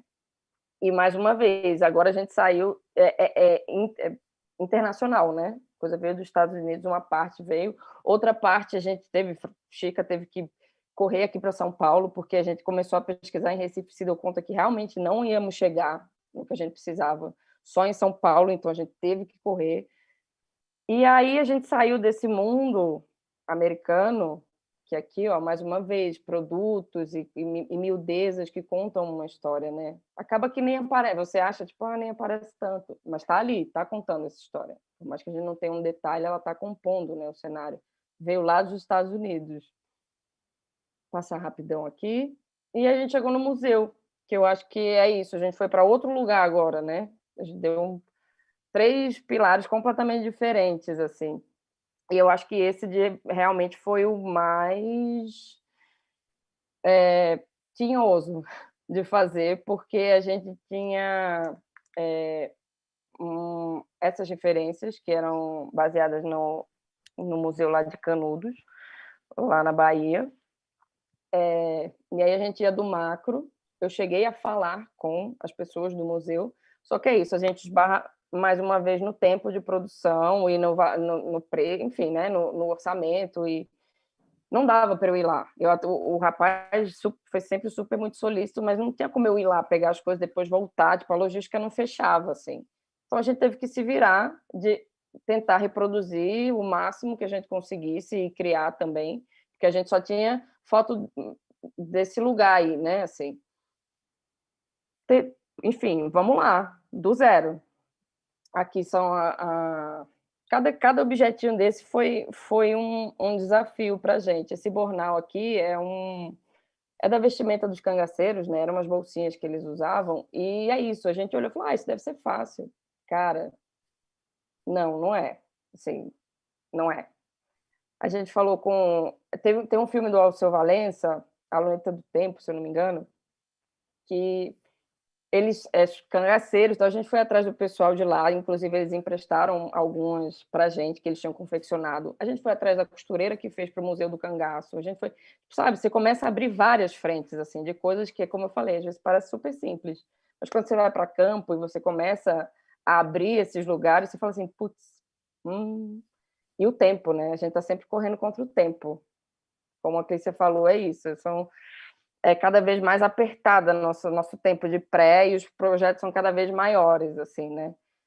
Então, enfim, tentar ser mais sucinta. A gente teve essa coisa das balas que vieram, sei lá, falamos com todos os armeiros que vocês possam imaginar, porque a gente teve que voltar um pouco, né, para essa coisa da pesquisa de que armas eram essas que eles usavam lá na época do cangaço e também um pouco mais para trás. Então, assim, vamos caçar quem que tem. Então, foi desafiador, assim. Isso eu estou falando das coisas que a gente não produziu pela região do Seridó, que é lá onde fica Parelhas. Tipo, óculos, a gente foi buscar em acervo aqui em São Paulo, em acervo de figurino. E são coisas muito pequenas, né? Mas que, assim, a gente precisa colocar a miudeza para fazer o todo, né? Ex-votos eu consegui lá com o Gilson, conheci ele, a casa dele, me contou toda a história da mãe dele, que era uma senhora beata, que tinha uma coleção de ex-votos, sabe? Então, assim, cada objetinho desse a gente vai pensando para chegar... Isso aqui é a locação. A gente vai pensando todos esses objetos para chegar nisso aqui. Né? A gente saiu disso aqui, Lindo, né? e chegou nisso aqui. Maravilhoso. Maravilhoso, né, Clícia? Você Mas- com as suas Nossa, mãe. pesquisas. Ai, ai, ai, ai, ai. Isso, quando eu assisti, eu quase desmaiei na hora que eu vi. Foi uma coisa que me Não fala emocionou muito, assim, tá de Clícia. parabéns, Para, viu, minha musa Neca? falando isso para mim. É, nossa musa. Mas, Adorei, lindo enfim, demais. dá muito trabalho, né? A gente sabe. E não é só esse, vários, todos dão trabalho, não tem um que não dê. E aí é isso, a gente vai nesse corre todo aqui e às vezes acaba que só aparece 10, 20 segundos de tela. Mas valeu, né? Tá ali, ficou para a eternidade já. Tipo, Nequinha, desculpa, mas eu Fala, acho meu amor. que tem um impacto, né, assim, no ator, no diretor de fotografia, né, assim, essa Super. construção, né, eu acho que é isso. Quando eles chegaram ali, eu tenho certeza que eles ficaram assim, uau, né, assim, acho que ajuda na construção do personagem também, sabe?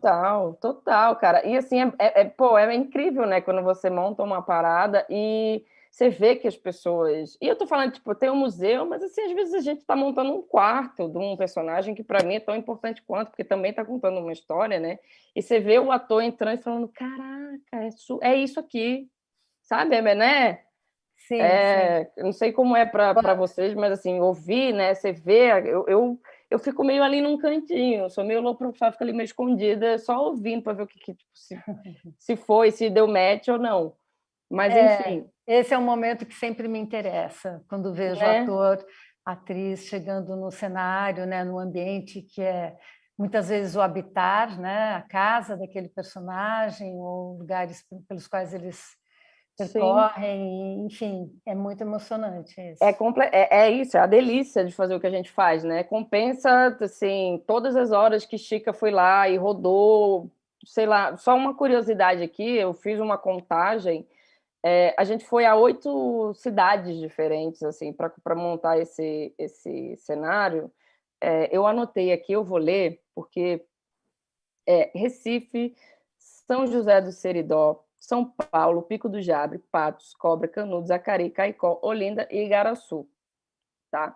Assim, não necessariamente foram 8 fornecedores, foram 8 cidades que a gente teve que percorrer. Chica foi um mês antes para abrir também nesses lugares, nesses museus, que a gente deu muita sorte também de que, como são lugares tipo de interior, querendo ou não, eles preservam muito mais os objetos, né? Eles não têm essa coisa tão de jogar fora e, né? Exatamente, não é tão descartável para eles, ainda bem. Mas, enfim, aqui é o contraplano que eu acho que não apareceu. Neca, temos 30 minutos. Estou correndo. E a última parte é a coisa do que fica mesmo, né? Assim, eu trouxe aqui 3 personagens que para mim foram extremamente importantes nessa caminhada, que foi a Dona Rosa, que eu vou ler rapidamente aqui a fala dela, que ela falou, né? Quem diria, vou resumir, não vou ler, quem diria que a gente seria visto e seria lembrado, e como eles impactaram, eles saíram chorando e a gente também saiu chorando de saudade, de emoção, porque, assim, eu estava até comentando com vocês, né, que eu acho meio pretensioso falar que a gente chega mas eu acho que eles impactam muito mais a vida da gente do que a gente na deles, enfim, a gente, né, a gente sai muito da nossa bolha. Eu, pelo menos, me sinto morando numa bolha cada vez que eu faço um filme que eu me deparo com... E é isso, não necessariamente numa locação, mas, enfim. Uma bolha nova a cada filme, né? Mas a Dona Rosa alimentou a gente durante, acho que 3 meses, né? A gente comia e entrava na casa dela todos os dias, sentava à mesa com ela e com o seu Tadeu, para baixo, com o seu Tadeu, que é o marido dela, né? Muitos dos moradores de Barra fizeram parte. Dona Rosa, inclusive, morreu em cena, fez uma cena, tá? Dona Rosa morre, ela está lá no filme. Então, eu vou finalizar, para Paloma também poder falar com um pouco de calma, só com um áudio da Penha, que é esse último personagem que eu trouxe aqui, eu chamo ela de madrinha, ela virou nossa madrinha lá, que é exatamente sobre essa relação do que fica, né? A gente parece que é muito efêmero o que a gente faz, né? Que a gente monta e desmonta e acabou e vai embora, não sei o quê, mas tem muita coisa que fica, né? A relação com essas pessoas muitas vezes ficam. E vocês me falam se vocês não estiverem ouvindo, tá? Vou dar o play aqui e não vou falar mais nada, porque eu acho que esse áudio fala por tudo. Muito obrigado, coração, lhe agradeço muito. Sinto tanta saudade daqueles abraços, que quando a gente lembra, quantas vezes a gente corre água no olho, quando se lembra daqueles abraços gostosos, daqueles carinho que a gente tinha por vocês, e ainda tem. Que Jesus abençoe grandemente a vida de vocês. Sempre, sempre. A gente está nas minhas orações. É isso, né? É sobre isso. É sobre isso, fazer o que a gente faz e tudo que a gente passa, eu acho que é sobre isso. Paloma, Obrigada, Neca. Ai, meu Deus, agora eu preciso parar de compartilhar. Compartilhar. Peraí, viu, Paloma? Só um minutinho. Aí, consegui. Todo minuto do mundo. E aí, tô aqui já, tudo certo?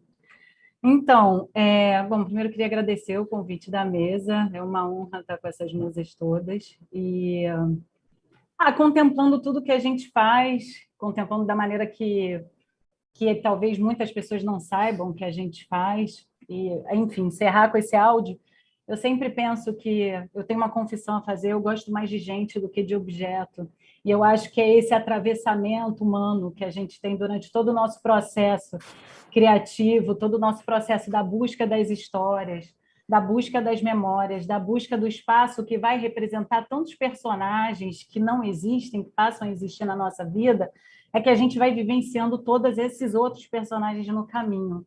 Eu acho que isso é de uma potência, eu acho que é muitas vezes o que me faz continuar, e provavelmente muitas de nós, porque é perrengue pra caramba. Eu vou dar Bom, eu vou compartilhar aqui umas telas, vai ser relativamente rápido. Deixa eu botar aqui, para a gente bater um papo. Tá aparecendo? Sim. Então, tudo que eu não invento é falso. Isso é uma frase do Manuel de Barros, um poeta que eu sou bem apaixonada e que tem uma relação com natureza e com crianças de uma maneira que eu acho muito... que faz todo sentido, inclusive, para o nosso trabalho, que é sempre um olhar renovado, um olhar que inventa, reinventa as coisas que já existiriam, né? Então, quando eu falo que tudo que eu não invento é falso, essa frase, para mim, sintetiza a responsabilidade e a força que a gente precisa ter na criação de universos, de histórias que nunca existiram, né? É claro que eu não estou falando do que é baseado no que já existiu, tá? Vamos falar de ficção. Mas seja lá o que já existiu, vai passar a existir numa linguagem pela qual antes não existiu, que é a visual, que é da representação e não nunca da reprodução.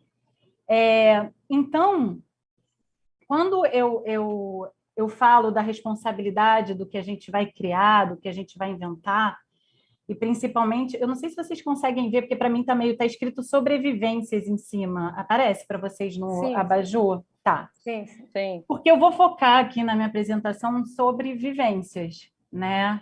Que é todo esse tecido. Na verdade, toda vez que a gente fala de vestir, de dressing, Ju estava falando isso, e todas nós, eu sempre penso meio no manto do Bispo do Rosário, né? Eu acho que isso é a visualidade toda da direção de arte, todas as camadas, tudo que está escrito, tudo que está datado, todos os detalhes que aquele manto parece não carregar, mas que ele carrega, ele, na verdade, representa a direção de arte inteira formada, né? E todas essas parcerias criativas que a gente fala do departamento. Mas tem as vivências que estão ali, né? Tem as vivências do que parece invisível, do que não é do macro, né? Que não é do grande mobiliário, do conceito macro, mas que vai indo para o micro, até isso existir inteiro, né? Eu acho que as vivências são tão importantes quanto o grande espaço, né? Porque o que a gente vive, os cenários são só organismos vivos, né? E que eles precisam de todos esses elementos, todas as células, para que isso transpareça para o espectador.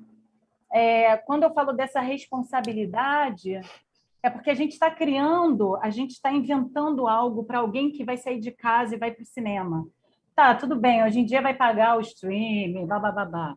Mas, enfim, esse processo de você sair e de você ir ver algo que não é sobre você, é uma história pela qual você nunca participou, personagens que você nunca vivenciou, gente que você nunca viu na vida, uma história que você não sabe se vai te agradar de claro, de prima. Então, assim, você sair e você topar entrar no nosso mundo e a gente ter o departamento de arte, inclusive a decoração de cena, o produtor de arte, o produtor de objeto, estarem inseridos nessa missão plástica e visual de convidar alguém para entrar no mundo, para acreditar nesse mundo que a gente está construindo, ficar dentro dele, morar com a gente e estar junto daqueles personagens naquele período que ele está assistindo.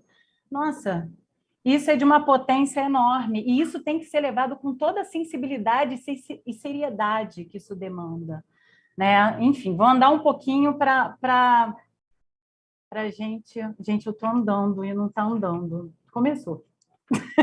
Foi. Eu vou falar... E aí, por isso, eu falo um pouco da potência narrativa dos objetos, né? Exatamente por a gente ter responsabilidade num sentido maior, é responsabilidade de viver, é preciso viver. Entendeu? Quando eu falo responsabilidade, não é um peso do que seria a responsabilidade, é a responsabilidade de estar vivo e de trazer vida e espaço para tantas histórias que vão estar em roteiro, né? Então, assim, quando a gente olha essa cena, que infelizmente ela é real, né? Então, assim, ela não é ficção, é o que a gente vive hoje. Essa foi uma entrevista da nossa ex-secretária querida de Cultura, Regina Duarte, para a CNN, e é exatamente no momento em que ela está... Eu tirei a foto que ela está falando para frente Brasil, salve a seleção, evocando a ditadura. Alguém que é o maior representante da cultura naquele momento está evocando algo sobre silenciamento, né? Sobre uma cultura que é totalmente controlada, enfim.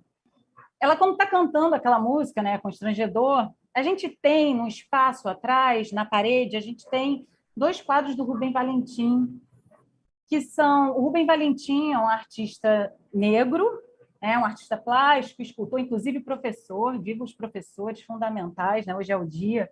É negro, nordestino, e são quadros que falam das ferramentas do candomblé, uma religião de matriz africana. É tudo que esse governo atual vai de encontro, né? Então, é cultura pura o Rubem. O Rubem está ali, ele é a contestação e a resistência o tempo inteiro daquele momento, né? Então, se você sabe a simbologia de 2 quadros que foram colocados no espaço, o espaço, ele resiste àquela mulher imensamente, né? Ele reforça o discurso que ela está colocando de opressão. Então, quando eu coloco esse fato, essa cena, é porque muito me marcou, e eu acho que isso é sobre o que a gente faz. A gente tem responsabilidade, de novo, não achem que isso é peso, mas é uma sensibilidade, uma responsabilidade de trazer o nosso espectador para o mundo que a gente acredita, que a gente precisa contar a nossa história. Quando eu coloco no espaço 2 quadros que trazem resistência, se eu não sei o significado, você pode estar acabando com o seu projeto, porque você está trazendo um discurso completamente contrário, um símbolo de resistência ao que o personagem está falando. E se você sabe exatamente o que você está colocando, e a ideia é ser contra, pronto, você ganhou um espectador. Um espectador que conhece o símbolo, identifica o símbolo, isso vai, na hora, vai contar a sua história de uma maneira muito mais contundente do que se você só coloca 2 quadros no espaço. Né? E isso, quando eu falo da potência narrativa dos objetos, é a gente olhar para tudo que simboliza, para tudo que vai estar reforçando uma história, reinventando uma história, ressignificando a história. Isso tudo é muito importante. Aqui eu falo um pouquinho do infinito particular do personagem, porque eu retomo a vivência, eu falo antes da responsabilidade dos objetos, mas porque os personagens são infinitos, né? Esse é um filme chamado Noites de Alface, que eu tive a honra de participar com a Ana Cardoso, uma diretora de arte super sensível, incrível. Eu fiz a produção de arte e na verdade, tem uma coisa que o Robert McKee fala, que é um teórico de roteiro, que ele fala o seguinte, o personagem é uma obra de arte, ele é uma metáfora da figura humana. Né? Eu sempre penso isso, é uma metáfora da figura humana, mas que a gente se relaciona com o personagem de maneira como se eles fossem reais. Mas ele fala, eles não são reais, eles são superiores à realidade, né? E é por isso que é preciso que fique muito claro o que a gente quer contar deles, porque eles estão para além disso, né? E aí, quando eu tenho essa informação, eu falo, cara, os personagens...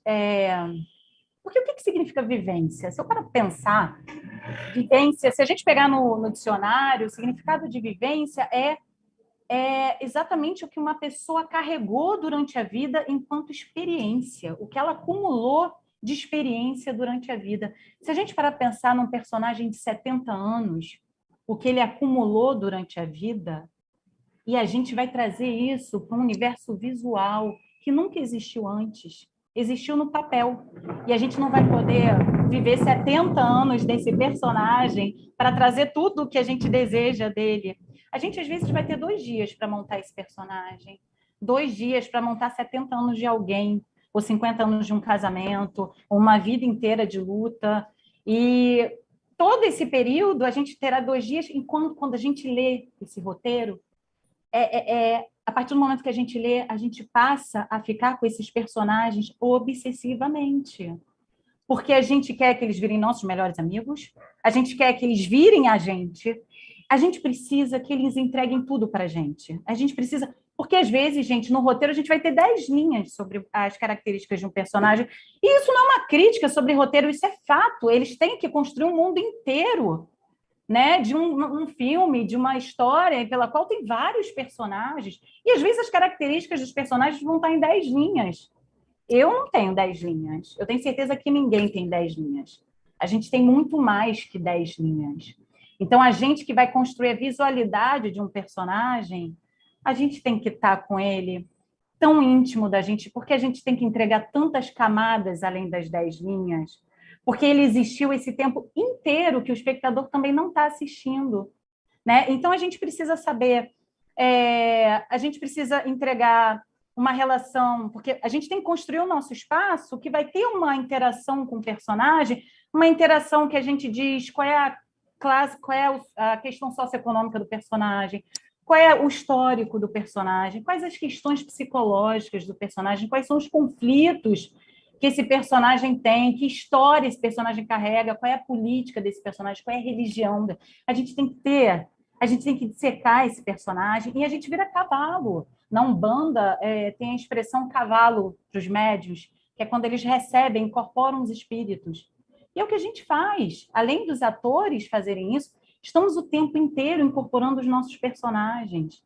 O tempo inteiro a gente tem que dar a licença para eles entrarem. E, com isso, a gente tem que se despedir de todos os preconceitos.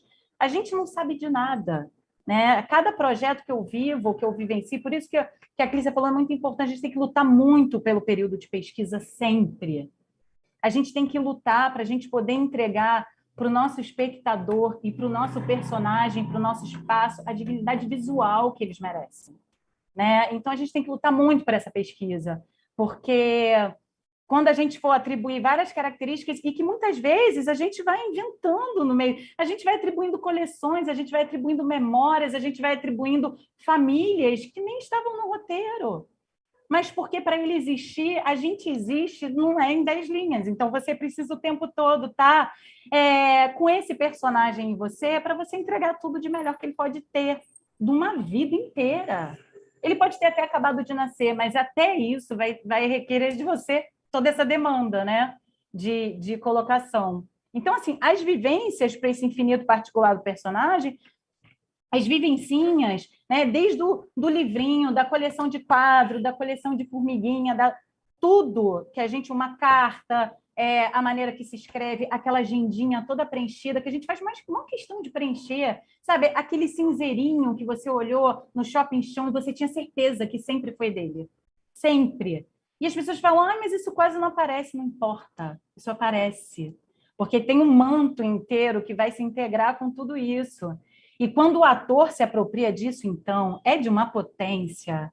Quando o ator ele vai entrando, ele vai percebendo, o ator, a direção, a fotografia, a gente vai construindo toda essa visualidade, o ator vai se apropriando e tudo aparece, né? Porque a gente não está só imbricado com aquilo que vai aparecer, né? A gente está imbricado com todas as camadas que aquela pessoa carrega, né? Que aquele espaço carrega. Então, é preciso deixar baixar o espírito, gente, para poder a gente conseguir fazer o que a gente deseja, né? Isso aqui ainda não estreou, é uma série que a diretora de arte é a Joana Mureb. Enfim, isso aqui é uma loja de computador e eu uso, porque a gente estava falando, a Ju falou uma coisa maravilhosa, que é um transbordar material de universo sensível.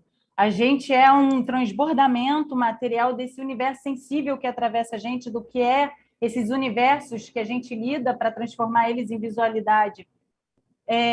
Eu uso o verbo ocupar, né? Eu acho que a gente não decora, a gente não preenche, a gente ocupa um espaço que vai evidenciar tudo para essa história que a gente precisa. É uma ocupação inteira. se a gente para pensar no significado do verbo ocupar, ele é um verbo transitivo, né? E, ai, gente, desculpa, fiz besteira, socorro. E ele enche um espaço de lugar, o significado é isso, encher um espaço de lugar e tempo, tomar posse de, habitar. E é isso, a gente vai encher esse espaço de lugar, de tempo, de camadas emocionais, de registros afetivos, a gente ocupa, a gente não preenche. E é por isso que a gente tem sempre que lembrar de tudo que a gente pega para botar naquele espaço, de quem é o nosso, para quem a gente está dando a licença para o corpo ser ocupado, né? E assim, não façam nunca, não acham que saibam nada, né? Às vezes você pode estar fazendo uma pesquisa, você acha que sabe o que é um bordel, e um bordel, você chega no bordel, está cheio de santo. Então, toma cuidado, porque a gente não sabe de nada. A gente tem que ir ver, a gente tem que ir conversar, a gente tem que ir pesquisar, a gente tem que conversar com as pessoas que têm a profissão do nosso personagem, a gente tem que ir nos lugares que a gente vai montar, e é por isso, mais uma vez, a luta pelo tempo. E eu acho que a palavra ocupação é pungente, é urgente, não só no nosso fazer, mas como no país, no nosso momento, na nossa resistência, né? Estava até conversando, eu e a Ju, né? Se a gente parar para pensar, é um espaço muito legal de mulheres aqui, mas somos todas mulheres brancas, né? Ainda falta uma ocupação de fato, por exemplo, no nosso fazer, né? Aqui, né? Por exemplo, nessa mesa. Então, se a gente para pensar, ontem teve uma questão, eu estou indo assim, né? Porque para mim a ocupação é algo que me atravessa muito em todos os sentidos. Ontem foi perguntado sobre como é que a gente faz para entrar no mercado, né? Assistente de cenografia e tudo mais. E a gente está nesse lugar do indica, e tem tanta coisa acontecendo, né? Assim, eu propus um curso com núcleos de narrativa negras, com cineclubes periféricos, enfim, tem tanta coisa acontecendo, né? Você tem aí, se eu parar para pensar que tem um estúdio Tijolinho na Maré, você tem o Gato Mídia, você tem tanta produção de tanto filme, tanta tecnologia, tanta arte sendo feita por tantos profissionais, né, negros de periferia, que a gente não sabe. Quem está à margem é a gente está perdendo muita coisa, né? Na verdade, eu fiquei sabendo de muita... Então, tem muita gente também para entrar no mercado, né? E eu acho que a ocupação ela tem que ser integral. A gente está feliz por ter mulheres e por ter a dimensão do nosso ofício dentro do departamento de arte, mas a gente tem que, né? A gente tem que ampliar isso, senão isso tudo fica pela metade, né? Mas é isso. Voltando aqui. Temos 6 minutos. 6 minutos, eu estou encerrando. Então, eu falo meio do processo criativo, que assim, é uma coisa bem, na verdade, claro que todo profissional que trabalha com criativo, com criatividade, vai passar por isso, né? Não tem uma especificidade do processo criativo de quem faz produção de arte e produção de objeto.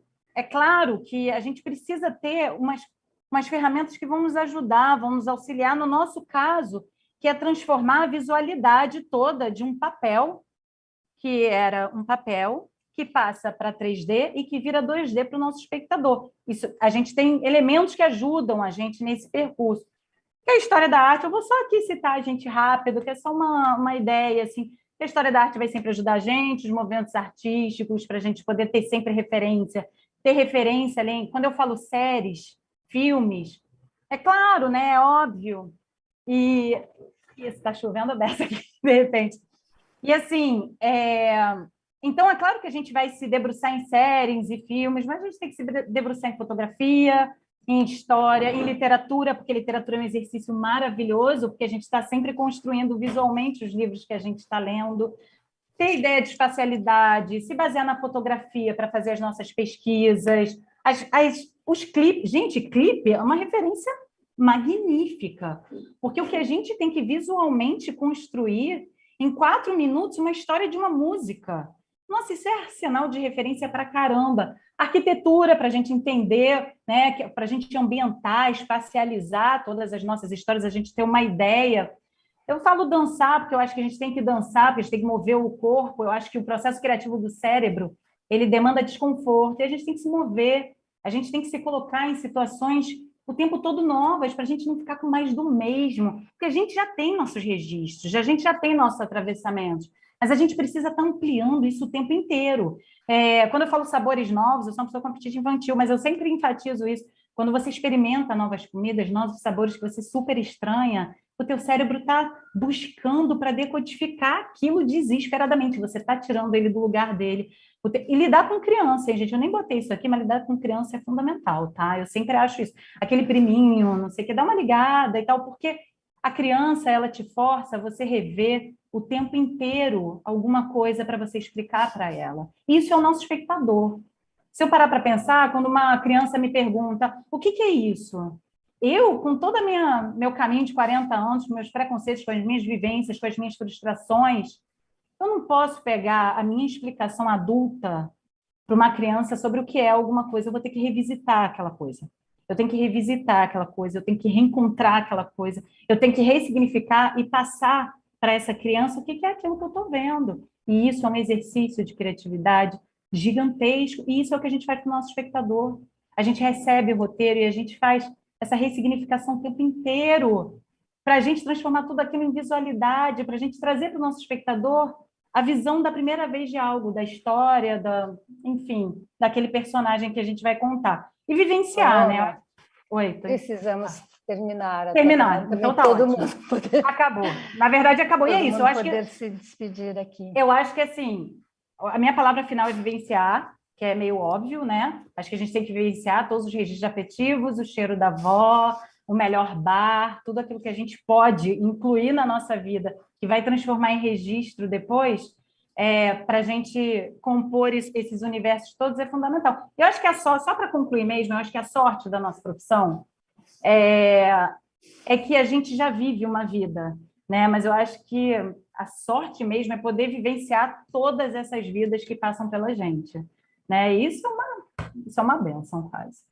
É isso. É um pouco que você falou, né? A sorte de poder receber todas essas vidas, incorporar todas essas vidas e devolver, né, de uma forma nova ali para o filme. Gente, olha, peço mil desculpas, a gente não vai ter tempo para abrir para o bate-papo.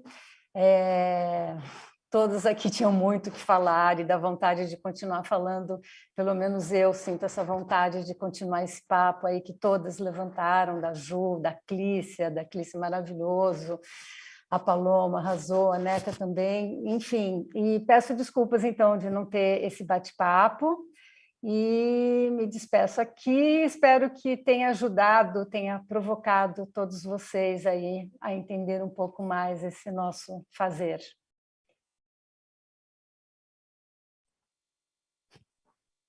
Tchau, turma. Obrigada, obrigada aos... Obrigada, gente, pela obrigada oportunidade. pelas palestras lindas, obrigada pela oportunidade.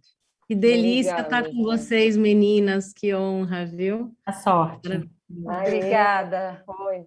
Valeu, obrigada a todo mundo. Beijo, boa noite. Beijo. Gente, muito obrigado. Foram maravilhosas. Espero revê-las na BC.